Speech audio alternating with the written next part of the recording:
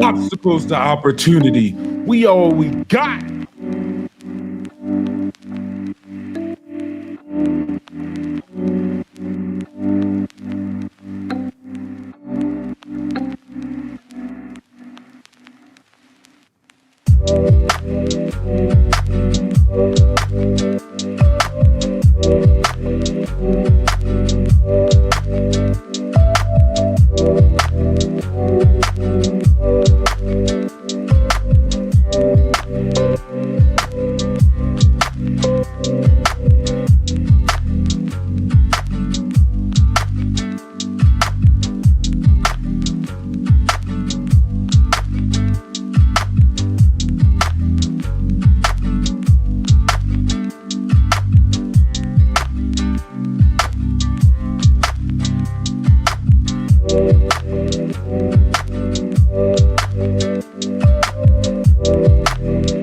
Obstacles to opportunity. We all we got.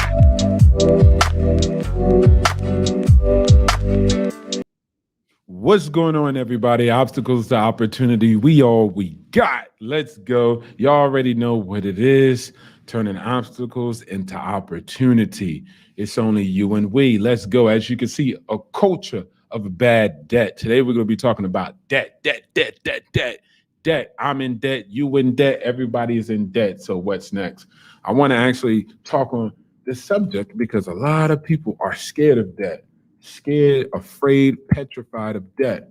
And that's because they're mostly afraid of bad debt. And we're not too familiar about bad debt and what's the difference between bad debt and good debt. So let's set the record straight. What's going on, Jordan? One of the first in the building. 2 thumbs up. Thank you for your support. Like, share, subscribe, and support the channel. Obstacles to opportunity. We all we got. So I want to hop into this. We're going to actually be going over a couple of things. Now, I'm going to be honest with you. Real estate is not going to make you rich. It's not. It's not going to make you rich. I'm going to be honest with you. It's going to make you wealthy. And there's a difference. So we're going to be talking about debt and how we use debt to build wealth. And so I'm going to be honest, man. Most of us know debt, but we really don't know good debt and bad debt. We mostly know debt from the experience of our family members, from the experience of even how we utilize debt. And it hasn't been in a good way. So I'm going to hop right into it so I can get the explanation going on. And then you guys can rock with me, right? So let me bring this up on the screen so we can hop up in. What's the difference, Bird? I don't understand. I don't understand, man. What's the difference between good debt and bad debt? You know, I got some debt. So what? So what? So debt, here we go.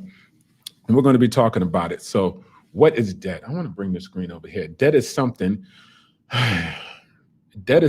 usually money borrowed from one party from another, right? And debt is used by many corporations and individuals to make large purchases that they could not afford under normal circumstances.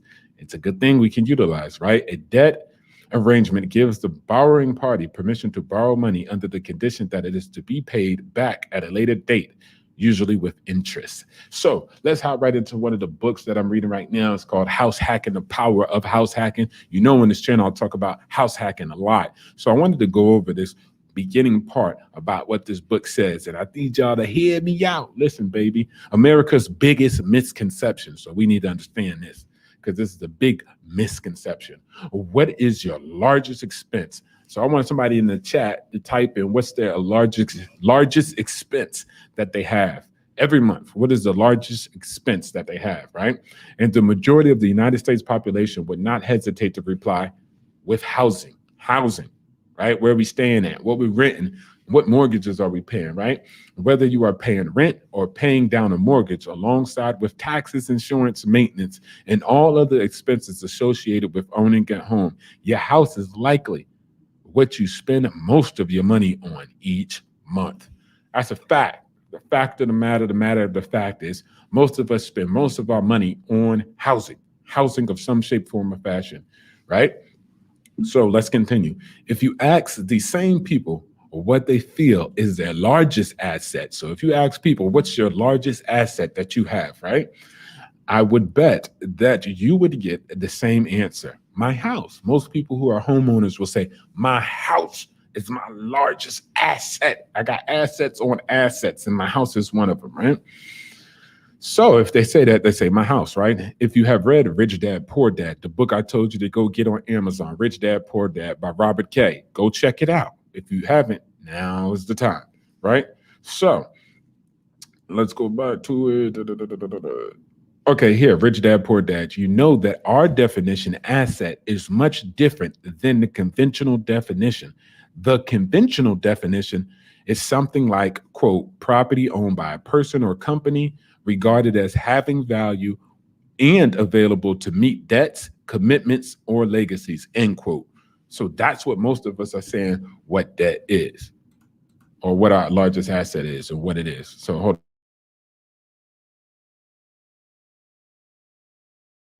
Making sure my mic is on point. So most people would say that, right? Okay. So with that being said, my definition and our definition that we're taking away from Rich Dad, Poor Dad, Robert K., and everybody else who's out here that is wealthy is Rich Dad Poor Dad is much simpler. An asset is something that puts money in your pocket every month. A liability takes money from you every month. For example, or when you own a rental property, stocks, or bonds, you will get paid rental income, a dividend, or interest each month. These are assets because you receive income from owning them. Buying a car, on the other hand, is a great example of a liability. You are making monthly payments on a vehicle that depreciates over time and costs money in terms of gas, insurance, and maintenance. So that's the difference. We got assets and liabilities. And what do we say on this channel? Assets over liabilities all day, every day. So when I go back to debt, when we talked about debt originally, right? We're borrowing money. Most of us know from our family experiences, from our friends and family, we mostly use debt to acquire consumer products. We consume with our debt. We got credit card debt, we got student debt, right? And we have car loans and debts, we have medical debt, we have massive amounts of debt, right? So here goes the article right here. How bad is the debt crisis? Before we can get into all of the reasons Americans have so much debt, let's answer an important question. How much debt do we have? As the second quarter of 2019, American consumers had raked up nearly 14 trillion in debt in the second quarter of 2019 alone. American debt grew by 219 billion, right? And so the leading sources of debt, right? There were four primary sources of American debt: home mortgages, that's the number one right there, car loans, student loans, and credit card debt. Of that $14 trillion debt we mentioned, a little more than 9 trillion can be accredited to mortgages. 9 trillion go to mortgages, right? Another 1.3 trillion comes from car loans, which have had a low interest rate since 2008, yeah, whatever. And student loans account for a historic 1.48 trillion of American consumer debt. This means the average borrower owes about 35,000 in student loans. And finally, credit card debt accounts for the last 1 trillion of American debt, with an average consumer owing about 6,000 across four different credit cards. Not one, not two, not three, but four credit cards. So I say all this to lead to what? Most of that debt is in what? What we talked about, mortgages, right? And you're like, oh, that's cool then. Mortgages, people are getting mortgages. No, because remember, we talked about mortgages and what was the difference between a regular mortgage and then a non-home real estate mortgage. So let's go. Mortgage balances climbed 182 billion in the fourth quarter of 2020 to 10.04 trillion, according to the latest data from the quarterly report on housing debt and credit from the Federal Reserve Bank of New York. So we have massive amounts of debt in mortgages. That's 10.04, right? Now, this is the sad part. Most of these places are single family homes. Look how multifamilies are. Look at this. Look at this. 317 billion in multifamilies, as you can see, right? I'm going to highlight right here so you guys can see it, bring it up on the Jumbotron so y'all can see it a little bit better, right? So In its multifamily 2019 Outlook report, Freddie Mac predicts that multifamily originations will set another record. So this is good. It's going up, right? 2019 growing 3.9% from 305 billion in 2018 to 317 billion in 2019. They state that this is driven by solid market fundamentals and strong investor demand for multifamily properties. This is a good thing. But remember, we're at 10.04 trillion in mortgages. So the rest of those mortgages are single family, and they're going to be apartments and condos and etc. And as we read right here from Rich Dad Poor Dad, right? Most people will say the largest asset is their house. Let's bring it back up again so you guys can see it. Oh, let's bring it back up. See, the largest asset, right, is their house, right? And what do we say? Their house costs them money every month. It doesn't give them money every month. It doesn't make them money every month. It takes money. So if your house costs you money every month, then how the heck are you rolling? They hating. How you gonna be caught riding dirty? So let's go to Falcon Black. Shout out to Falcon Black. Salute, my G. Thank you for coming on the channel, spending your Sunday morning. This is how we go to church. Church is about economics. You know what I'm saying? I'm the new Martin Luther King when he was talking about coming to get that check. We coming to get our check for that real estate. Make real estate make us great again. And then Jay Howard says, money matters. Love it, brother. Yo, shout outs to you, my brother. Shout outs and thank you for coming. Like I said, we're going to be talking about money. If you're going to be watching this on the playback, you got to stay tuned because we got to talk about debt because a lot of people are scared of debt instead of being empowered by debt. So let's go back into that example of why a lot of people are scared of debt. Now I can understand, man, coming from the culture that utilized debt to do a bunch of nothing, I'll be scared of that too. You feel me? It's not nothing crazy to be afraid of debt. I understand it because most people use debt to, just waste time to buy all those things that we were talking about, right? Just use it for consumption instead of using it for empowerment, right? So this is why I'm saying that the way we need to reconstruct our mentality around debt need to be vastly different. We can take debt and empower ourselves, take debt to acquire assets. That's what I talk about. Non-home real estate. Get yourself into a fourplex, a triplex, or a duplex, and that brings you money. Not takes your money out of your pocket, but brings you money. Acquiring debt can be a tool of leverage in success and wealth. It won't make you rich, but it will make you wealthy step by step and bit by bit. Most of us, our experience from debt has been, oh, mama put this on the card. Papa put this on the card. Cousin, auntie, put the Jordans on the card. Put the cars on the card. Put the hair on the card. Put the maintenance on the card. Put this on the card. Everything's on the card. Debt, debt, debt. And then debt stacks up. And then debt to go to school. And then debt to not get return on your investment, your degree, not to get something that's economically feasible. So we got an issue with debt. My homie said, I'm going to take my money. I'm going to stack money for 30 years. I'm going to stack it for 10 years. Get me $100,000 and buy the house in all cash. I said, what, bro? I'm going to take $1,000 and I'm going to leverage $300,000. And then I'm going to set it up and they're going to call me the new Andre 3000 because of the way I'm making $3,000 every month on that $300,000 property that I leveraged for $1,000. How is this happening? Check out the PDF. Hit me up at obstacles.opportunity, and then I'll send you the PDF for financial literacy and financial victory. I'm taking in the church. I said, God is going to get us financial liberation. And then we're going to get where we need to go. So it's very important that we change our mentality around debt and don't be scared of it. I'm going to be honest. The first time that I saw my account say 3,000 of what I owed, I was a little bit scared, but it didn't matter because my property generated money every month. Paid my PITI, paid my principal, paid my insurance, paid my taxes, and paid my, come on, man. This is what we need to do. Focus on financial liberation for a new destination. So let's get back into these numbers and get back into this church session. So we're moving into the next part that I'm going to pull back up on the screen. Like I said, most of us is not used to debt. We're scared of debt. We're afraid of debt. We got a culture of debt, and it's bad debt. We ain't got no culture of positive, good debt. So we're going to change the game because you know what? No excuses anymore, right? So we talked about the $317 billion. I love a brother that's named Julian Gordon, and he talks about it all the time. He talks about let other people chase single family home dreams. We're going to chase multifamily dreams. Of course, let them chase those dreams. We don't need to be chasing those dreams. And now I'm going to show you something. I'm going to show you guys something.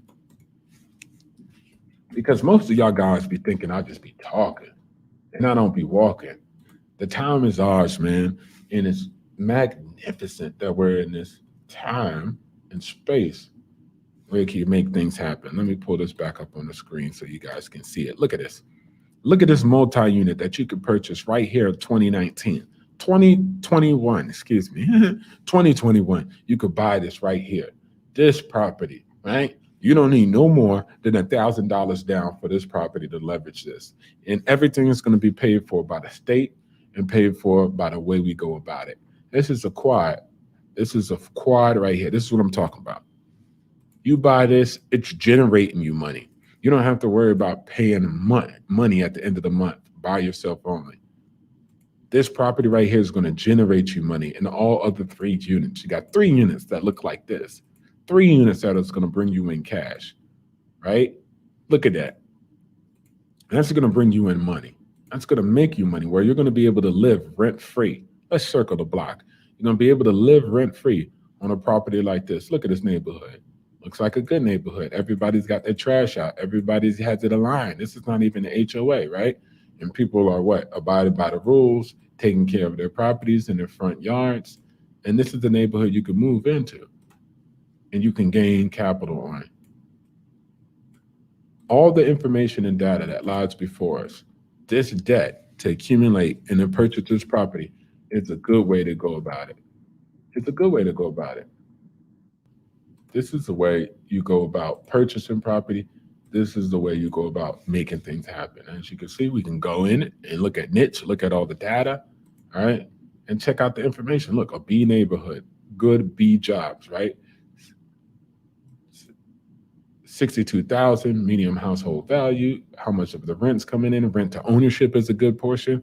It's a good solidified portion, right? The best school systems, almost 400 out of 1,000. That's pretty good, right? The medium household income, $42,000, and that all makes sense. That all makes sense.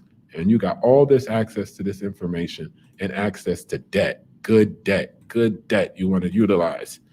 I'm here to testify. I don't think y'all really hearing me. Is they hearing me, Falcon Black? I don't think they're hearing me when it comes to that. For real, Falcon Black says, bars. I was spitting bars back then. And amen. Take them to church if they don't want to go. If you're scared, don't go to church. Or don't go to church because you're scared, whichever one and however it goes. Let's add this back to the stream.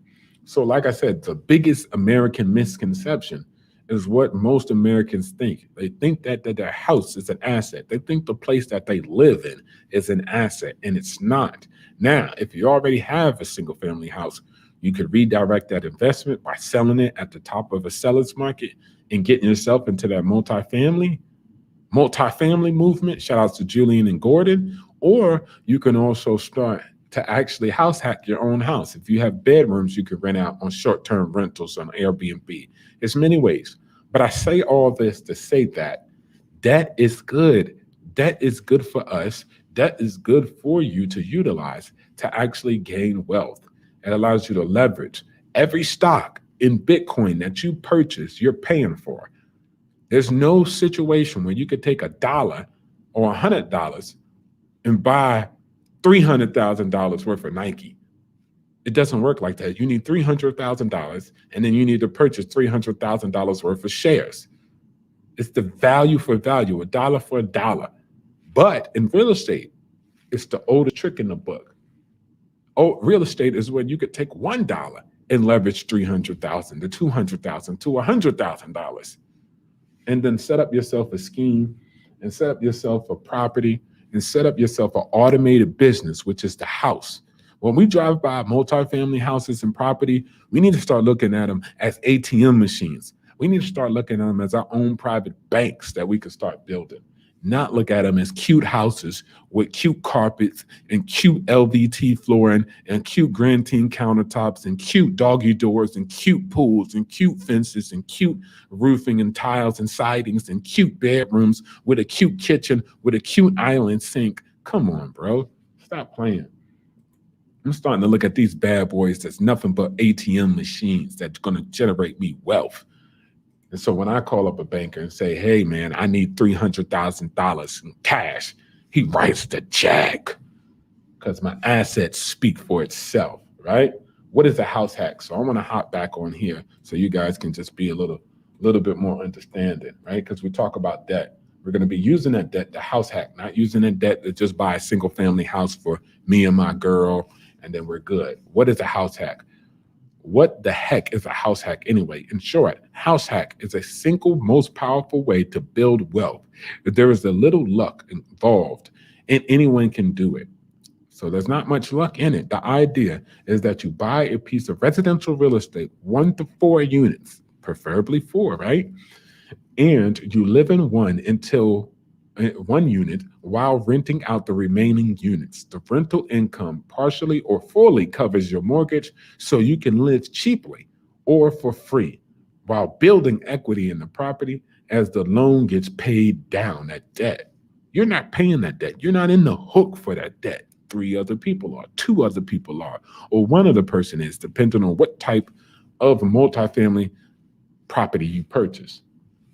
You will likely be obtaining an owner-occupied loan. Now let's highlight this, and I'm gonna bring it in the big screen so y'all guys can feel that bar.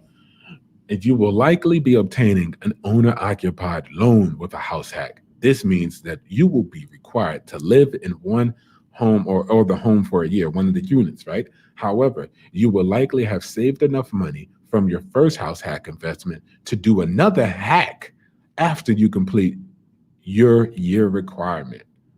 Watch the snowball begin to form now that you have an investment property and your second house hack in the works.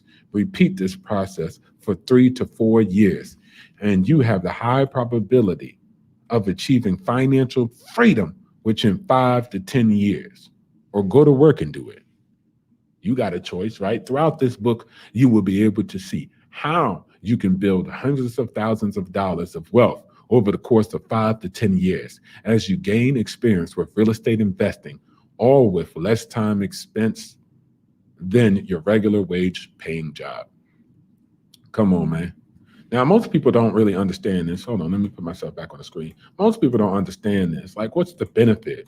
What's one of the benefits that come from house hacking? What's one of the benefits from taking out all this debt, right?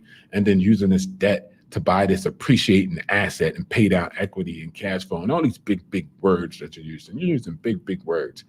Everybody complains in a society about taxes. So let me take you to church. Tax benefits. Now, I'm not a CPA. Now, go hire yourself a CPA, right? Anyone who talks about taxes who is not certified public accountant, CPA, will always cover themselves by disclosing that they are not a CPA. I am no different. I am not a CPA. And I'm saying the same thing. Me, Sean, I'm not a CPA, right? Legally, being legally to be able to give you tax advice. So what follows, you guys have to follow up with a CPA, certified tax accountant. But you should do that.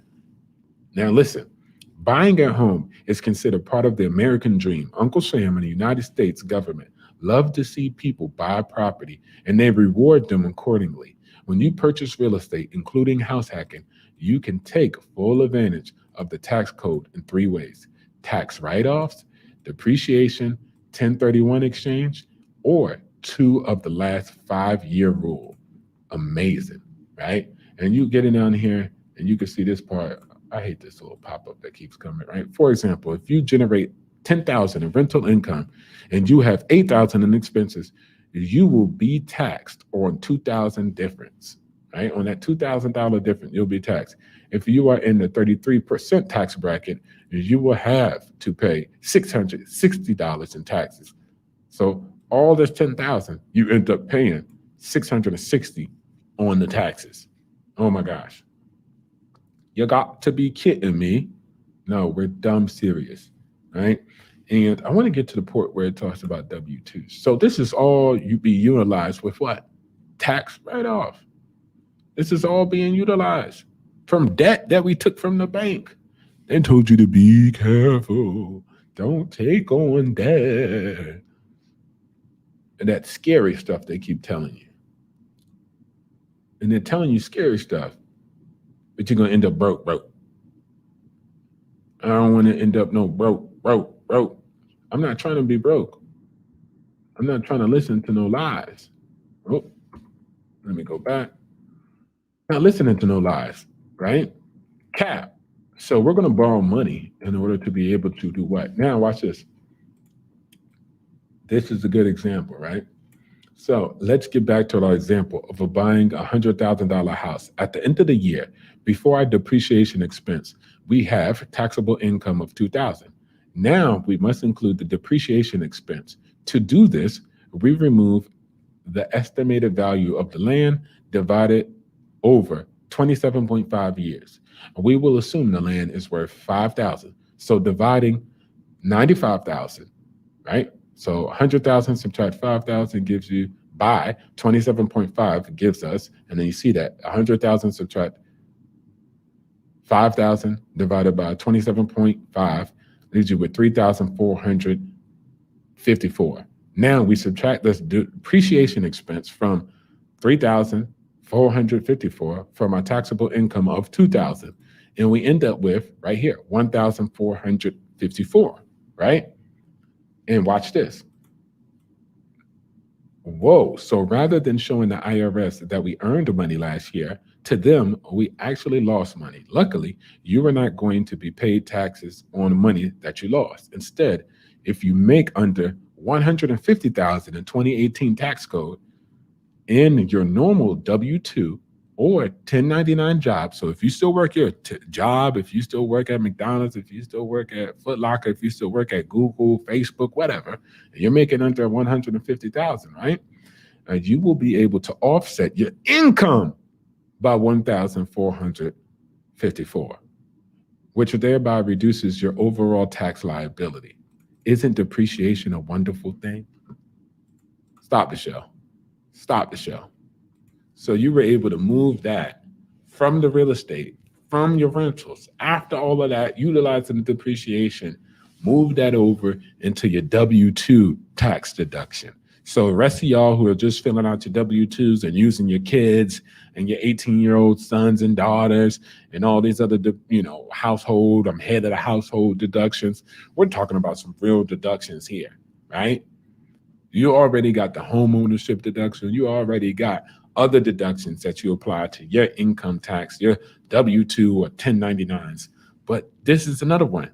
So like I said, again, go see a CPA. I'm not a CPA, but go check out your CPA. And this is real. This is real in the battlefield. So this is why I'm showing you debt can be utilized to get not rich, but wealthy. If you want to get wealthy, then put a 1 in the chat. I'm trying to get wealthy. I'm not trying to sit up here and focus on all this debt, from student debt to consumer debt to car debt. We don't need that. And if you got those debts, I want y'all to check out this guy, CJ, what's his name? CEO CJ or something like that. Let me see. CEO Maddie. Check out this brother right here if you do have the debt. Let's go ahead and put this up. So he shows us how to turn liabilities into appreciation and how to make money off of the liabilities that we already have, like a car and clothes. So you could redirect those investments and bring them into something that's going to be bringing you in money, not taking money from you. So he's good at that. He knows a lot. He shows receipts. He's very receipt orientated. So that means he's going to show you the numbers and you can see the numbers yourself. Yo, this is going to be a 30-minute video, so I'm going to keep it low. Y'all already seen that. We got a culture of bad debt. We're trying to get some good debt. So debt is neutral. Power is neutral. You can use it to do good. You can use it to do bad, just like a helicopter. You could use a helicopter to mow people down and shoot rockets, or you could use a helicopter to medevac people and give them medical care. It's a neutral thing, and debt is no different. You can use it to go buy Gucci, Louis, Jordans, TVs, Apple's devices, cars, or you can use debt to do assets. And we already know what the slogan is: assets over liability. We all we got. Sunday, take them to church. I hope you guys took this actual right here, this presentation, took it serious. I hope you guys would utilize everything that I said, take it to heart, and end up defeating them. Because I know I'm going to get rich. Well, I'm already there. You feel me? And I got there by real estate. I use real estate because it's great. I made myself great again. You feel me? I'm here to celebrate real estate and debt. So let's change our mind around debt. Let's not be scared and oppressed by debt, because we can do it, baby. I don't know who's scared of debt. I want to show y'all something too. Let me bring this up, yo.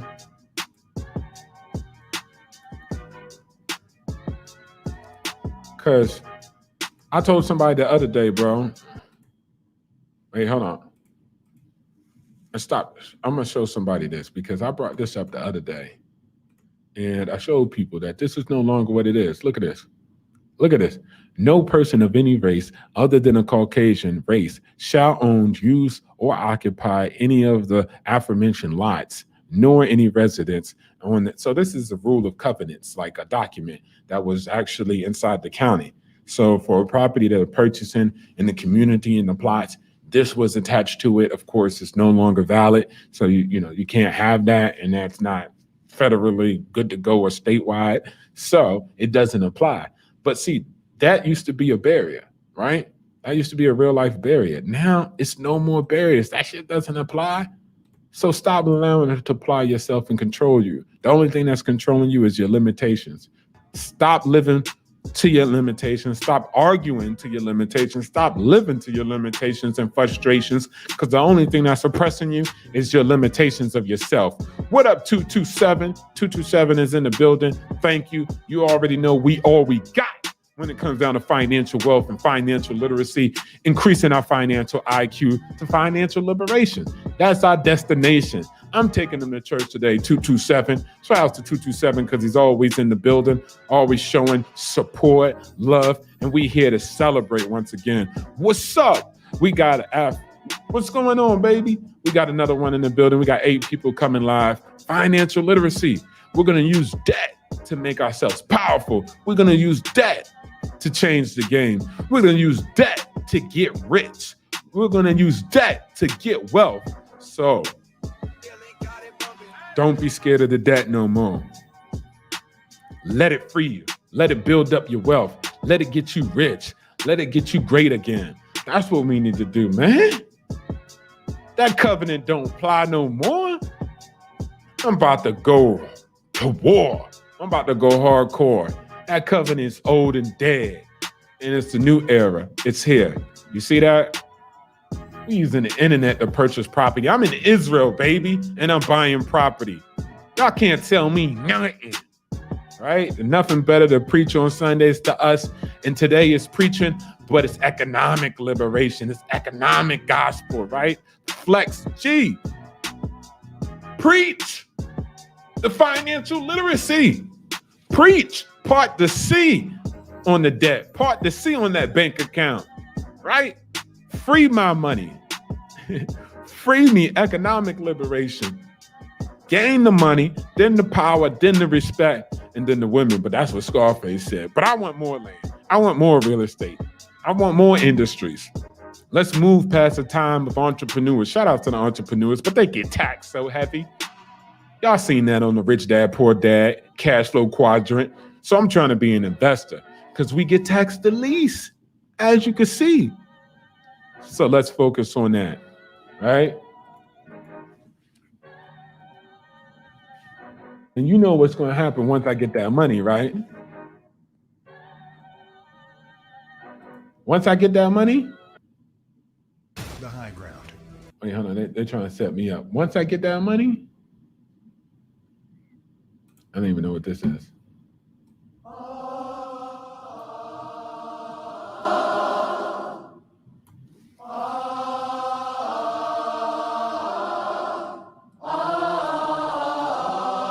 Let's take them to church, baby.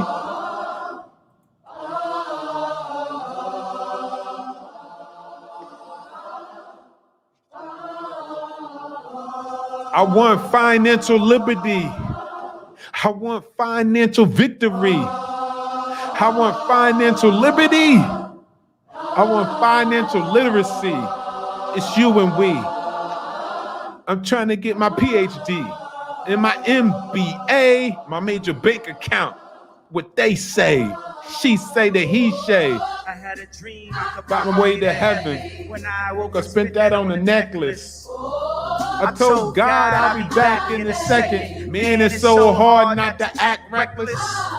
To whom much is given, much is tested. Get arrested, yes, until he get the message. I feel the pressure. Under more scrutiny. And what I do, buy more real estate. Bark more real estate. More Louis V, my Mama couldn't get through to me. The drama, people suing me. I'm on TV talking like it's just you and me. We all we got. I'm just saying How I feel, man. I ain't one of them Cosby's. I ain't go to Hill, man. I guess The money should have changed them. I guess I I finally came back to where I came from. Wait till I get my debt right. You feel me? Then you can't tell me nothing, right? It's more important. Nothing. Tell me nothing. Get that financial literacy up, man. They can't tell you nothing. Tell me nothing. Wait till I get my money right. So I got to take y'all to church, man. I just wanted to go out on that, man. So make sure y'all get y'all money up. Praise the Buddha. Shout out to 227. Shout out to Praise the Buddha, too. Buddha, the Dalai Lama, Allah. Who else we got? See, come on, man. So we can't fall off. We must stay intact. We're going to stay all the ways trying to get that money. So shout outs to everybody. Have a great Sunday and wait till I get my money right. Dream I can buy my way to heaven. When I woke, I spent that on some real estate. I told the banker I'll be back in a second. Man, it's so hard not to be great. Ooh, too much is getting invested. Until y'all get the message. Look at the scrutiny. What y'all gonna do with me? I'm telling you to get a FHA loan. Nothing you could do with me. And I act more stupidly. Bark more real estate. Come on, man. They talking about make myself great again. So shout outs to everybody. Thanks, man. Much love. You already know what it is. Obstacles to opportunity. The only place you can go in the world and you can hotwire your brains to your balls and make stuff happen.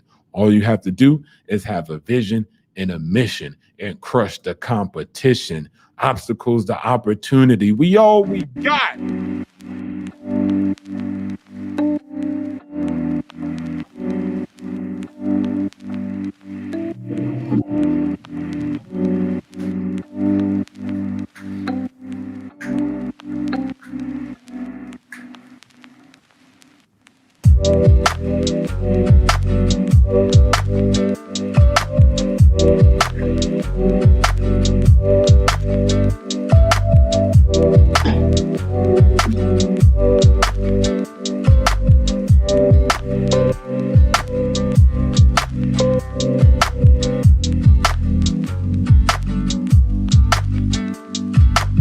Real estate, let's go, man. Every Sunday is another Sunday. We come to the promised land of financial literacy, and we will be free economically.